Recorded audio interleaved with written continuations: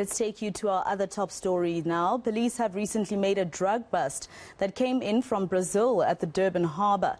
The drugs have been estimated street value of R500 million. Last month, a similar raid happened when a small consignment arrived at a senior facility in Johannesburg. eNCA's Barry Bateman joins us now to discuss this further. Barry, the police made a significant find in Durban. Quickly remind us again what they found. Yeah, good afternoon, Maseko. Well, it was quite a significant find.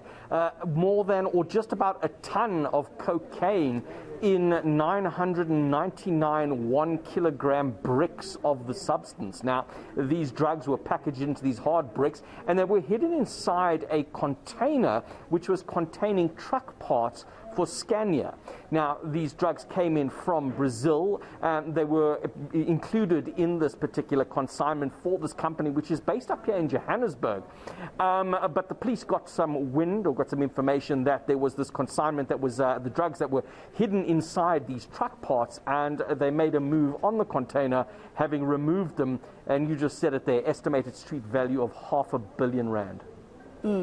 Now, what do we know, Barry, about where these drugs were headed now?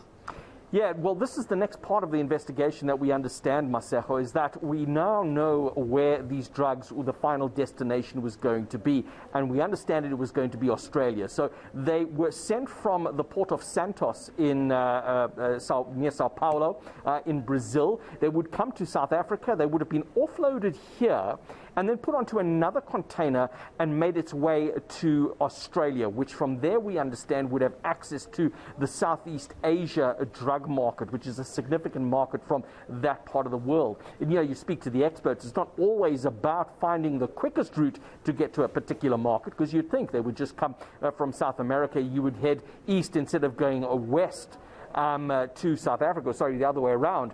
But South Africa has now become a low-risk destination because of corruption and the failing law enforcement authorities. So it's a lot easier for the drugs to come via this country than it would be to go the other way. But that's what we understand is the latest, that Australia was the final destination. Now, Barry, although there hasn't been any arrests, this is quite a big bust because this consignment, I believe, has also been linked to previous busts as well. Yeah, that's right, Maseko. Earlier, well, it was late last month in July, there was a consignment again in a Scania container, except this time it made it out of the port in Durban. It came up to Johannesburg, and this is where police officers, who we understand are working with the cartel, tried to pull the truck over. They would have taken that consignment of drugs and disappeared into the night with it.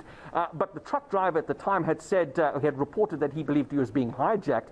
And the police arrived to find these corrupt police officers in the act. Now, those people have been arrested and will face the law. But that was the one incident last month. The previous month, there was a consignment found in Isipingo in Durban. And of course, there was that N1, the consignment found on the N1 in the back of a boat. So this is several tons of cocaine that have been found in recent months, which we understand at this stage is all linked back to the same cartel.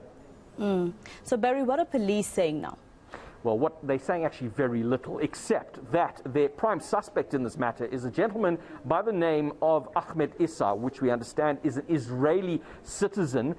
He was last seen in the Cape Town area. He's believed to be either the South African man or the local person who would be facilitating the movement of these particular drugs. So while they're not saying much as yet, they are saying that there is an arrest warrant that has been issued for this particular man. All right, that was eNCA reporter Barry Bateman. Thank you for now. All right, an alleged instigator of the recent unrest in Gauteng and KZN will remain in